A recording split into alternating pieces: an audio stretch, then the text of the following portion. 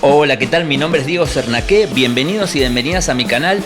Hoy vamos a hacer un análisis musical de la canción En el séptimo día de Soda Stereo. Vamos. Desde su irrupción en la escena local, Soda Stereo, la banda formada por Gustavo Cerati, Zeta Bosio y Charly Alberti, fue creciendo en popularidad y prestigio y se consagró no solo a nivel local, sino en toda Latinoamérica. Era una de las bandas surgidas en la época post-Malvinas y durante la recuperación de la democracia, y tenía, como muchas bandas de ese mismo periodo, una impronta New Wave separada del estilo que se venía haciendo en el rock nacional. Discos como Soda Stereo, Nada Personal y Signos son un éxito inmediato en todo el continente, con clásicos como Sobredosis de TV, Cuando pasa el temblor, Persiana Americana y muchos más. Durante todos esos años de la década del 80, la carrera de la banda va en ascenso, tanto es así que en 1988 contratan como productor artístico a Carlos Alomar, que había trabajado con músicos de la talla de David Bowie, Paul McCartney o Iggy Pop, y graban en Nueva York el disco Doble Vida, que, con clásicos como En la ciudad de la furia, Corazón delator o Lo que sangra la cúpula, y con un sonido más cercano a los ritmos afroamericanos como el funk, le abrieron las puertas al mercado de Estados Unidos, siendo la primera banda latina en lograrlo, haciendo de Soda la agrupación más importante del continente. Pero pese a lograr con ese sonido un gran pico de popularidad y reconocimiento, para el siguiente trabajo discográfico dan un giro radical y vuelven a las bases en sonoridad y secuencias armónicas de lo que era el rock argentino e internacional de la década del 70, pero con un sonido más moderno.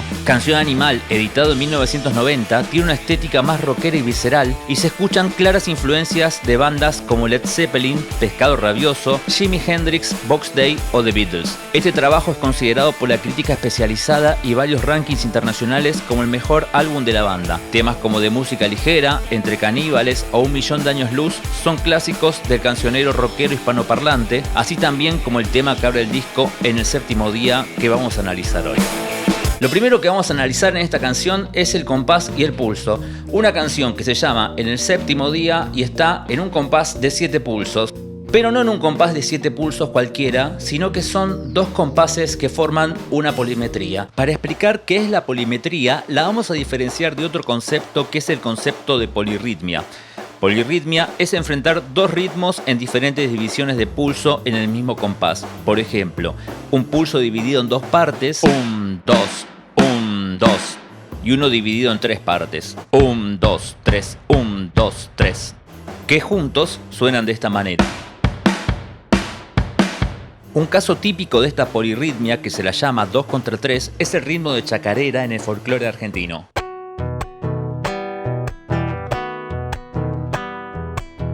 Polimetría es enfrentar 2 patrones rítmicos distintos, pero con la misma división de pulso. Ejemplo, en el tema Kashmir de Led Zeppelin, las cuerdas están en 3 pulsos, 1, 2, 3, 1, 2, 3. Y la batería en 4 pulsos, pero en la misma división. 1, 2, 3, 4. 1, 2, 3, 4.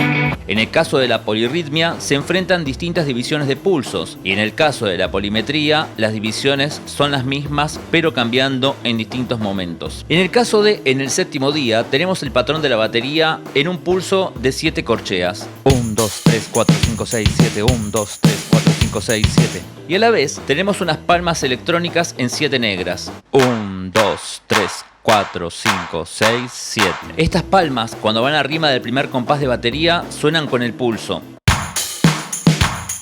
Pero en el segundo compás se corren y se vuelven a acomodar en el tercero, y así sucesivamente. Vamos a escuchar el patrón completo.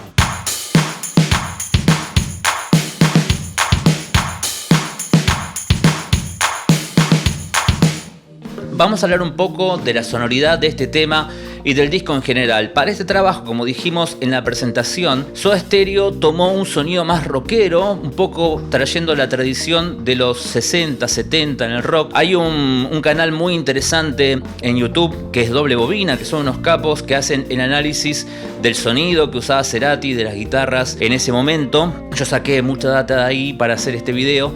Y Cerati en ese momento empieza a utilizar la PRS, que es la que usa casi hasta el final de Soda Stereo, y además se compra un cabezal valvular, un Vox AC50, y tiene entonces ese sonido más orgánico, un poco menos artificial que como sonaba en los 80. Bueno, yo lo voy a hacer acá con mi Telecaster y vamos a analizar entonces el primer riff de la canción, la sonoridad. El tema arranca con un acorde de Si en quintas. ¿Y por qué la distorsión funciona bien con los acordes de quintas, por ejemplo, que son tónica, quinta y octava? Y no funciona tan bien, por ejemplo, con acordes de tercera, suena mucho más disonante. Ni hablar de una tercera menor. Bueno, voy a intentar dilucidar y explicar esto. Para la explicación siguiente me ayudó mucho y me pasó mucha data mi gran amigo y colega, el señor Leandro Sabino, que les dejo sus redes abajo y además es técnico en sonido. Y tenemos que tener en cuenta algo, todo lo que voy a explicar es a modo comparativo, porque en realidad todo lo que pasa con los electrones dentro de un cable tiene que ver más con la física cuántica que con la física tradicional, la física mecánica de Newton. Entonces es un supuesto. Una distorsión, siendo literales, es una transferencia alineal. O sea, lo que sale no es lo mismo que lo que entra. Yo paso el sonido limpio de la guitarra que suena así y al aplicarle una distorsión sale de esta manera. La distorsión que nosotros conocemos en el audio y sobre todo en el sonido del rock en las guitarras es el sonido de la señal saturada, o sea, se satura el circuito dándole más carga eléctrica de la que puede soportar. Antes, la amplificación se hacía a través de válvulas de vacío y estas eran el primer eslabón que empezaba a saturar, mucho antes que un cable o una pista de cobre de un circuito. Al primer tipo de distorsión que apareció se la llamó en inglés overdrive y esta palabra significa literalmente sobrecarga o sobreamplificación, o sea, que es la señal original amplificada 2, 3, 4 o muchas veces. Este proceso eléctrico de saturación hace que los electrones que transmiten la señal empiecen a chocar entre sí. Bueno, como aclaré antes, esta es una manera más sencilla y esquemática de explicarlo. Lo que pasa en realidad es mucho más complejo, pero así nos acercamos un poco más a entender lo que sucede. Se genera entonces un circuito saturado. Imaginemos una red eléctrica doméstica. Si saturamos el circuito conectándole, por ejemplo, un aire acondicionado, una estufa, una plancha, todo al mismo tiempo, los cables se sobrecargan de electrones chocando entre sí y esto va a generar calor y se van a prender fuego. Tranquilos, en los circuitos eléctricos hogareños hay una llave térmica que cuando aumenta la temperatura corta la electricidad. Los cables que transmiten la señal de audio también levantan temperatura al saturarse, pero en muy poca cantidad. Imaginen que trabajamos a 1,5 voltios en comparación con los 220 o 110 voltios de una red doméstica. Así que tranquilos, tampoco van a arder en llamas el cable, ni el equipo, ni los pedales. Toda esta fricción mecánica de electrones levanta el nivel de los armónicos de la señal. Pero, ¿qué son los armónicos? Vamos a hacer el ejemplo con una cuerda de guitarra, pero aplica a cualquier cuerpo que vibre y genere un sonido, como el aire pasando dentro de un tubo en una flauta, en una trompeta, etc. Cuando yo toco la cuerda hace un movimiento de arriba hacia abajo, pero a la vez, como está agarrada de los extremos, hace un movimiento en las dos mitades que genera otra frecuencia distinta y también un movimiento en 3, 4, 5 partes y así sucesivamente,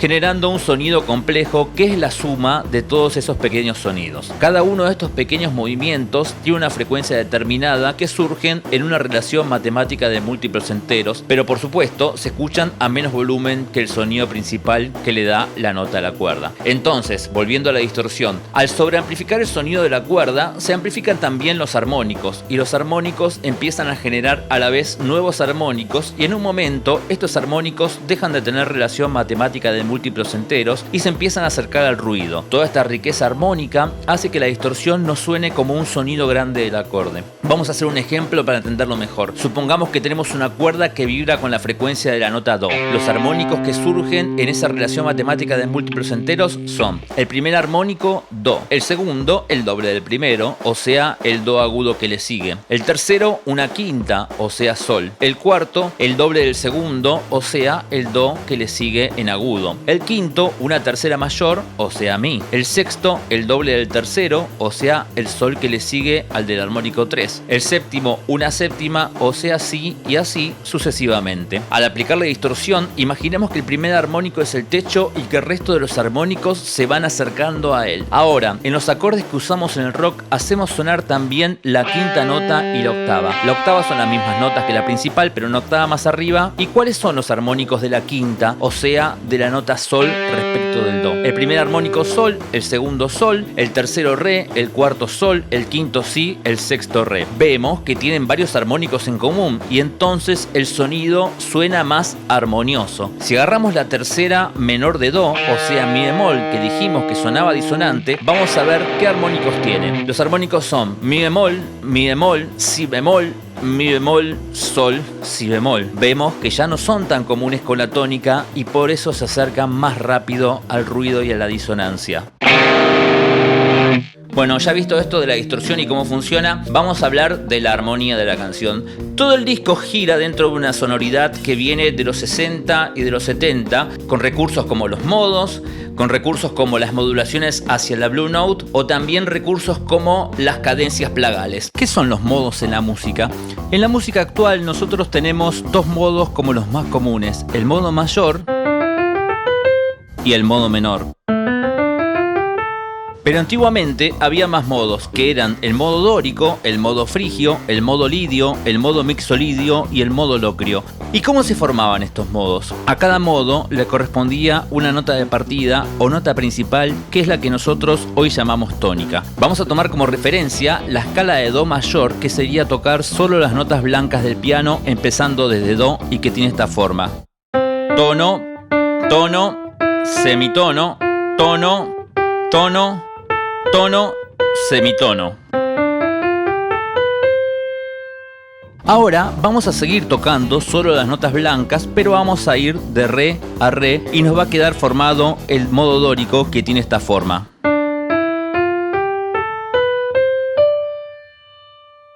El modo frigio desde mi y con esta forma. El modo lidio desde fa y con esta forma. El modo mixolidio desde sol y con esta forma. Y el modo locrio desde si y con esta forma. Luego se agregaron los que conocemos hoy como el modo mayor, que ya vimos al principio y se lo llamaba modo jónico, y el modo menor, que arranca desde la nota la y se lo conocía como modo eólico y tiene esta forma. Ahora la pregunta es, si estoy tocando solo las notas blancas, ¿estoy tocando siempre las mismas notas? Entonces, ¿qué diferencia cualquier modo del modo mayor? Bueno, la diferencia es la nota a la que cadencio o la nota sobre la que reposo y cierro las frases musicales. Por ejemplo, si quiero hacer una melodía en la escala de do mayor, voy a reposar sobre la nota do.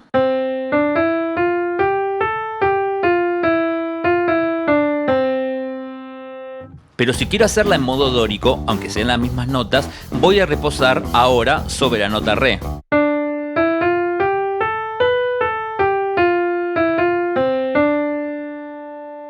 Tomando la forma de los modos, los podemos transportar a cualquier tonalidad. Así, por ejemplo, el modo mixolidio, que tiene esta forma desde sol, lo podemos tocar, por ejemplo, en do.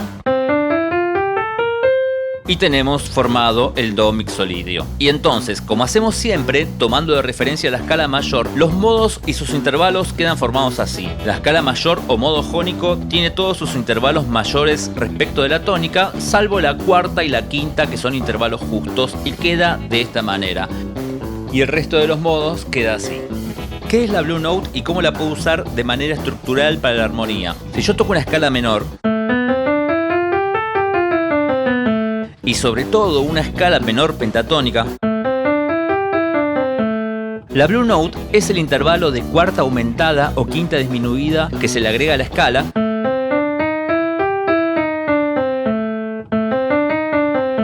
y que le da esa sonoridad bluesera. En el modo mayor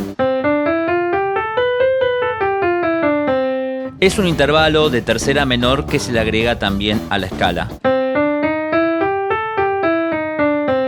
y que también le da esa sonoridad bluesera. Pero en vez de usarlo como nota de paso, yo puedo saltar hacia esa nota, armonizarla y tomarla como nuevo punto de partida. Por ejemplo, si estoy en do mayor,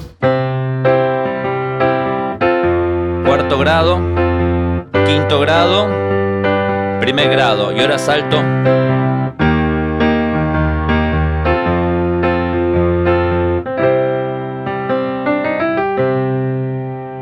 hacia la Blue Note. ¿Qué es la cadencia plagal? Para explicar la cadencia plagal vamos a explicar primero qué es la cadencia auténtica. La cadencia auténtica es una cadencia de cierre que hace que un final suene más conclusivo. Ese final conclusivo se consigue tocando la quinta de la tonalidad. Por ejemplo, si yo estoy en Do mayor, la tónica es Do y la quinta es Sol. Entonces yo hago. Sobre todo si a la quinta le agrego la séptima, la hago más conclusiva aún. Eso es una cadencia auténtica. La cadencia plagal es utilizar en lugar de la quinta la cuarta de la escala.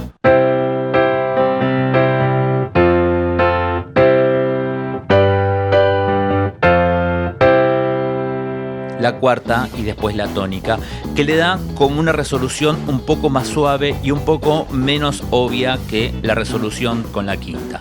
Si nos fijamos en el disco, el tema siguiente, Un millón de años luz, está en modo de si mixolidio. No vuelvas. Después, Canción Animal está en un modo menor antiguo o un modo eólico. Hipnotismo de un flagelo, dulce tan dulce. 1990 podemos decir que está en un modo lidio. Habrá remedio infalible. Después en temas como Hombre al agua, en el medio aparece una escala de Do lidia aumentada.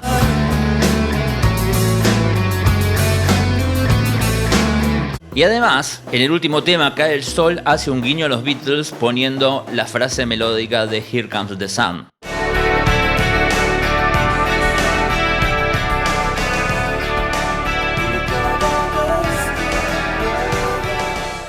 Bueno, este tema en el séptimo día está en modo de si mixolidio. O sea, si tomamos el si mayor, le tenemos que descender el séptimo grado y nos queda entonces esta escala.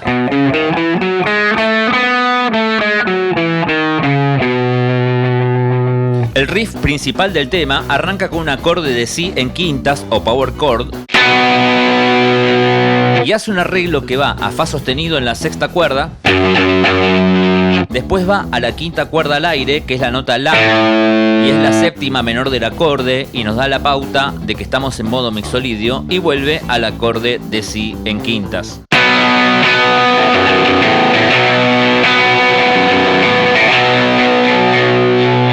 Ahí enseguida nos tira la nota la séptima, la otra guitarra. Ya nos damos cuenta que estamos en mixolidio, acorde de séptima es mixolidio prácticamente, como pasa en el blues. Y después pasa a la nota, a la Blue Note, se detiene ahí, que vendría a ser el tercer grado menor. Y ahí pasa a Mi como cuarto grado. Y ahora hace Re, Mi y Si. entonces cerrar con Mi y Si es hacer una cadencia plagal, que no es una cadencia auténtica, que la cadencia auténtica en este caso sería Fa sostenido Si, serían Re.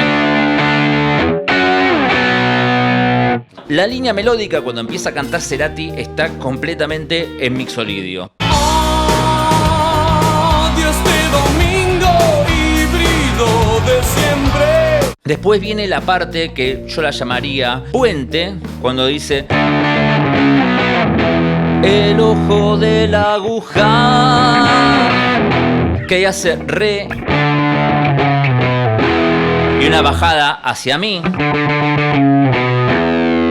Y ahí podemos decir que se queda un poco como se detiene en esas dos notas, Re y Mi, que está jugando con la nota Mi en mixolidio también, con esa sonoridad de mixolidio. Esa sería la escala de Mi mixolidia. Y después es igual, es igual.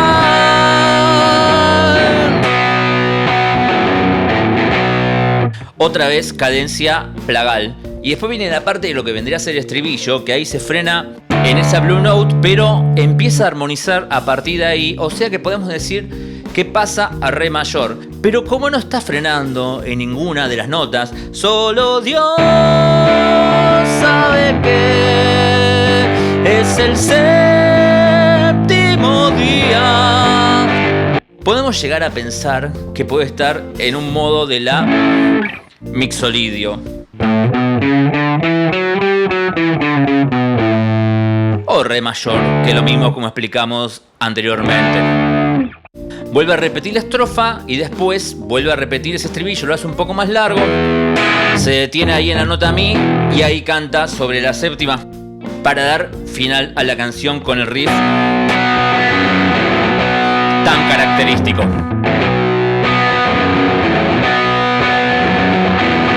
Y terminar con el patrón de batería con el que empezó la canción. Bueno, hasta acá el análisis de hoy. Espero que les haya gustado. Si les gustó, por favor denle like al video y suscríbanse a mi canal. Y además les dejo mis redes abajo para que me sigan. Mi Instagram personal, que es Diego Sernaqué Música. Y además un emprendimiento de clases que estoy haciendo junto a mi marida Marisa Canceliario, que es Jukebox House. Se lo dejo también abajo. Si quieren tomar clases de guitarra, de teclado, de armonía, talleres, está toda la data ahí. Y además les dejo la app de Cafecito para que puedan, el que quiera, contribuir con una pequeña suma para que yo pueda seguir haciendo estos videos de manera independiente. Así que muchas gracias y nos vemos la próxima.